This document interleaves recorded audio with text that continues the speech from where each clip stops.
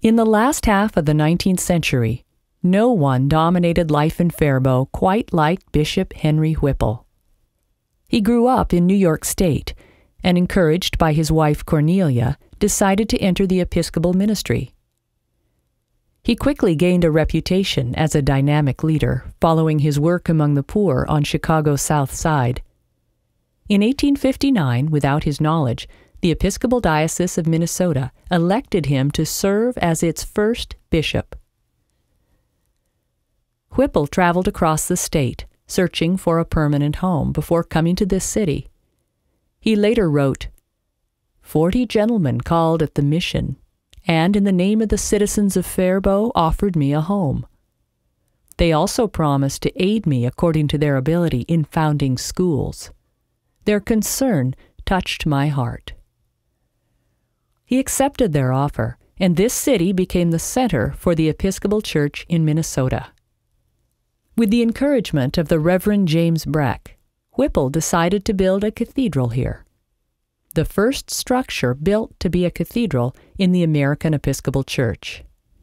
Whipple persuaded one of the nation's finest architectural firms, Renwick and Company, to assist with the building's design.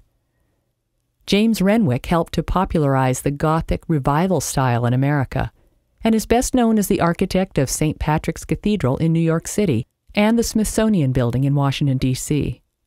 At its cornerstone-laying service, Whipple spoke hopefully to the gathered crowd. "When it is done, I trust that every nail, stone, and timber shall be some man's offering of love."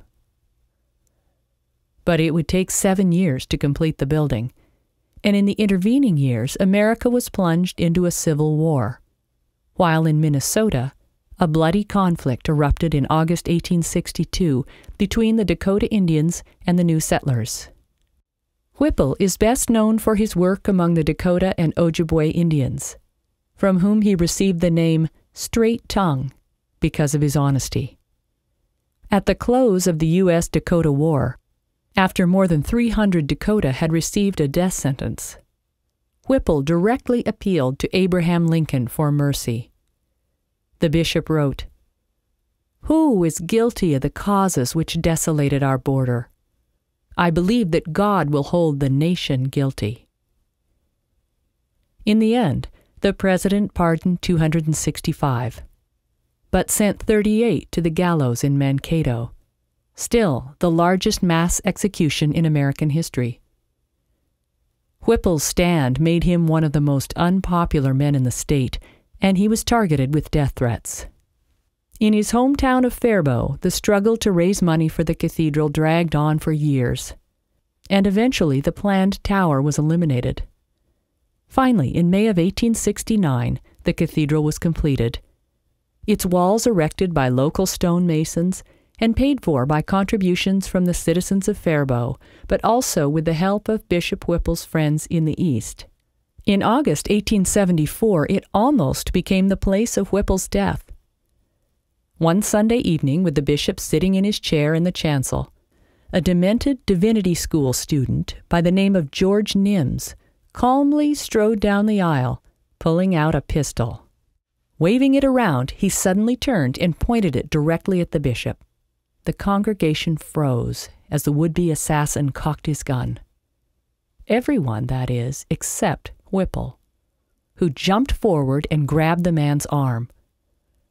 After Nims was disarmed, the cool-headed bishop insisted that the service continue, and the organist struck up a hymn while the student was removed. In 1902, after Whipple's death, the congregation decided to honor the beloved bishop by completing the tower on the cathedral, working from plans produced by another of America's greatest architectural firms, Cram, Goodhue, and Ferguson of Boston.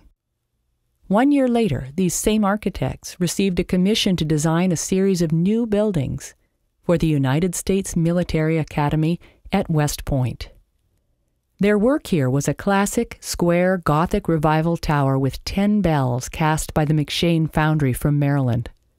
A memorial tablet at its base reads, "This tower is the thanksgiving of many people for Henry Benjamin Whipple, first Bishop of Minnesota, and is the symbol before men of the supreme value of a righteous man.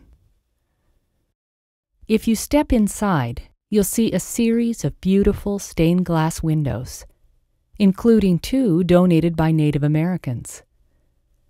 Indian children gathered and sold berries to raise the funds to install the Lamb of God window, and one can only wonder how many gallons of berries it took to earn the needed $125. Over the course of his life in Faribault, Bishop Whipple would leave his adopted city with a rich legacy, including Shattuck and St. Mary's schools, as well as Seabury Divinity School. But none was dearer to his heart than this cathedral.